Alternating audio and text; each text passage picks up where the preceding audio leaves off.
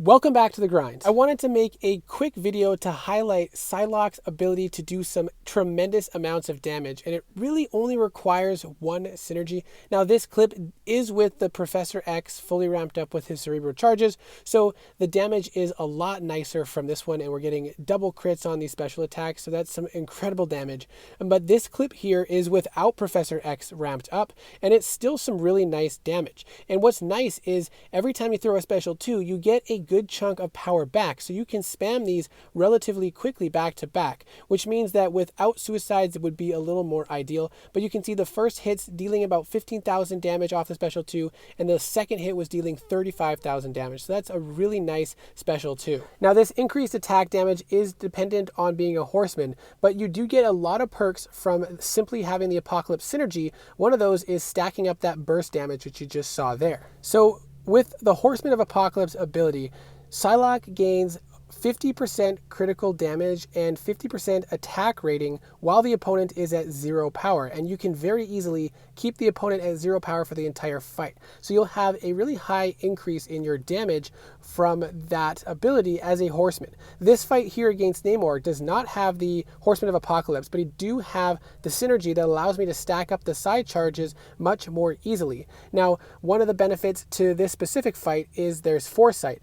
So we do have to intercept to get rid of the protection, and when we intercept, we're also getting the foresight buff. So it is going to increase our damage, but we do not currently have the Horseman of Apocalypse ability. Otherwise, we would be increasing our damage even more. But Psylocke's synergies are with champions that are also very good champions, so you don't have to feel like you're bringing along dead weight. But look how quick this fight is actually going, and we're going to get to our special 2, and we're going to try to line it up so that we have the protection down as well as foresight active. We had 22,000, 53,000 damage on that hit, which is crazy. And then we try to finish it off with a heavy attack, but the burst damage was not quite enough. But what's interesting is when he went into Enrage, he didn't gain power because Psylocke had him locked at 0 power. So that Enrage power gain does not bypass Psylocke's ability to lock down the power. And that ability is one of the most effective ways to bypass a lot of difficult nodes and champions in this game. Now this is Vivified, which prevents you from power draining, power locking, power stealing,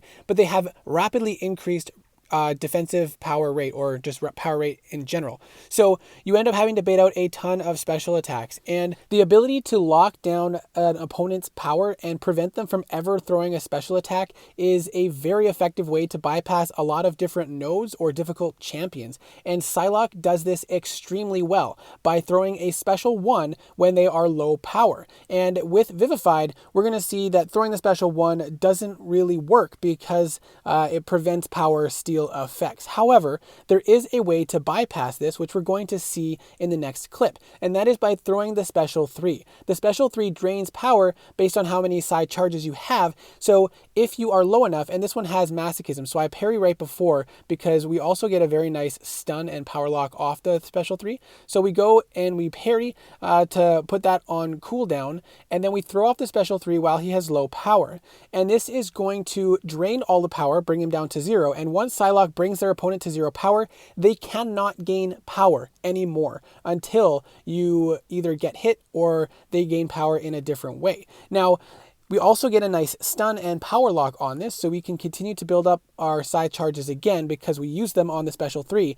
But even this Vivified champion does not gain power now that we've locked him out after our special 3. So you can continue to just play like an easy matchup. The only thing you're worrying about is masochism, and it can really simplify fights like this, but you do have to build up to that special 3 in order to get there. Now, this next fight we're going to look at is against a Domino with Feats of Power, and this is a lower ranked Psylocke, but I do want to highlight that once you get to your special 1 and bait out their special attack and then use your special 1 while they're low on power, you completely lock their power down, and you will not have to worry about Domino getting lucky or you getting unlucky anymore because you will never have her crossing a bar of power again.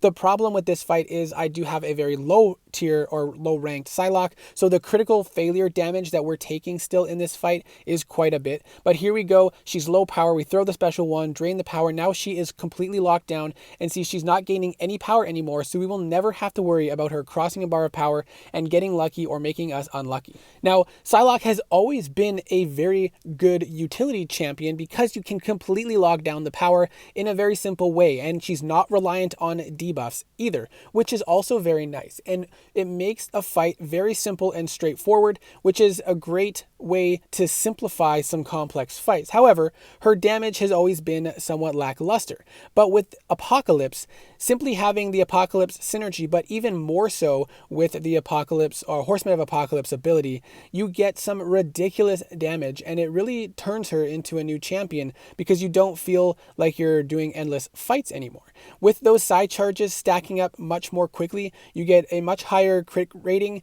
and you can throw some burst damage with a heavy a lot quicker than you would otherwise, having to build up well over 100 or 200 hits. And her signature ability is actually quite amazing. It at max sig reduces defensive ability accuracy by 75%. And even at low sig, I believe sig 40, you get 50%. Now, this may seem insignificant because you would rather just lock it down completely, but with the new champion Spider-Man 2099, his synergy with a 5-star rarity or higher gives Psylocke a 50% increase in defensive ability accuracy reduction while at 0 power. That means that at sig 40, you can have it 100% reduced, and at higher than sig 40, for those situations where they have increased ability accuracy, you can actually get over 100%. So now, unfortunately, I do not have a 5-star Spider-Man 2099, so that gameplay will have to come later, but I did want to highlight here that once we locked the power down, all those 5 hits,